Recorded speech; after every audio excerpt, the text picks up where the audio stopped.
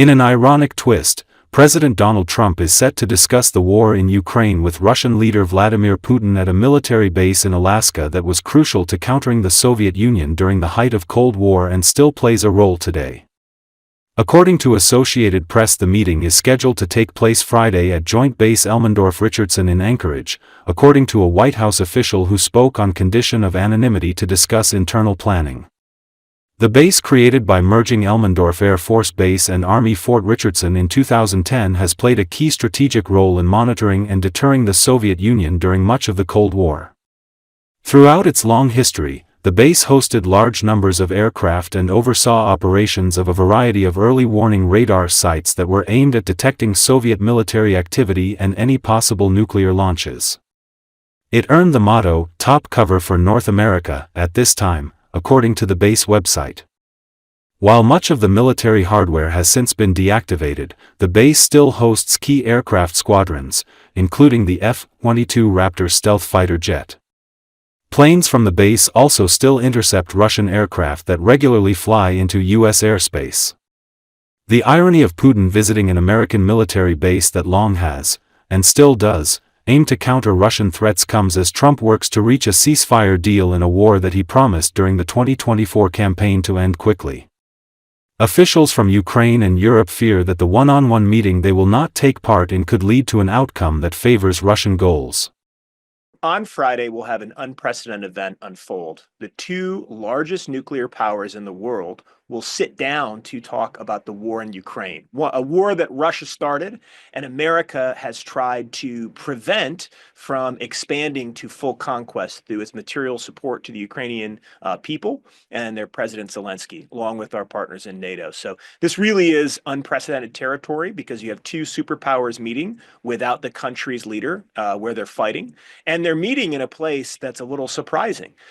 We have someone like Vladimir Putin, who is widely condemned as an international criminal, coming to the United States, which is usually seen as an important diplomatic gesture, to meet with President Trump at a U.S. military base. So from a Russian optic, they still like to claim in a lot of their propaganda that Alaska's part of Russia. So this is a win-win for Putin, signaling his nationalists. And frankly, for President Trump, it's a great way for him to show American military strength while also isolating the ability of the public or others to intervene with what he probably hopes is a productive dialogue. You can say a lot about our president, but one thing is very clear. He really does like this idea of a personalistic relationship where he is truly the commander-in-chief. So that means he negotiates. So it has to be a private meeting where he sets the terms, he builds a relationship that he thinks he can flip into some larger settlement.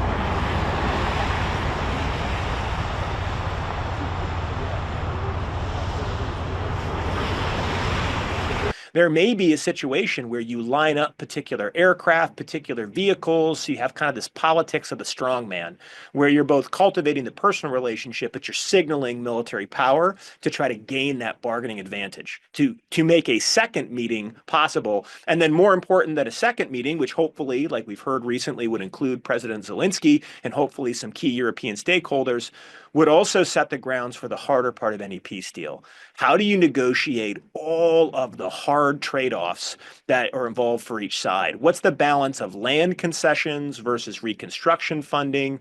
To what extent is there something like a Nuremberg trial that holds Russians accountable for mass documented war crimes, including the systematic theft of thousands and thousands of Ukrainian children?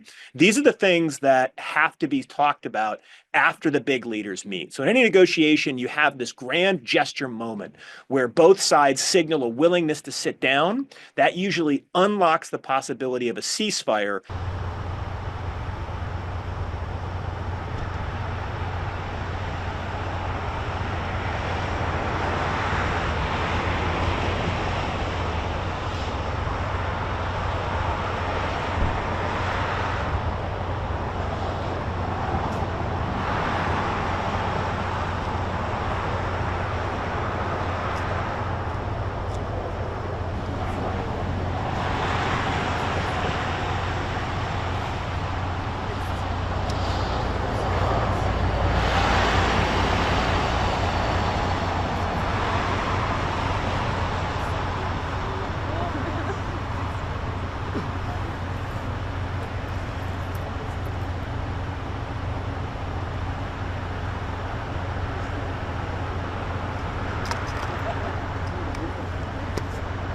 When you want to make a prediction about the future, you should usually look at the distribution of events in the past, and that doesn't bode well for Ukraine. It means even if President Trump looks into Putin's eyes, which other presidents have said they did, and finds a friend, finds that he can have a ceasefire, and there's a ceasefire that sets up a second meeting, chances are a clash will break out within 6 days and a major offensive will break out somewhere around 2 to 3 months in.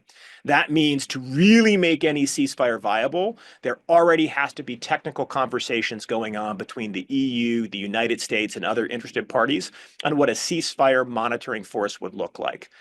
Even if that's just like drones monitoring the front line that aren't Ukrainian drones, they're American or European.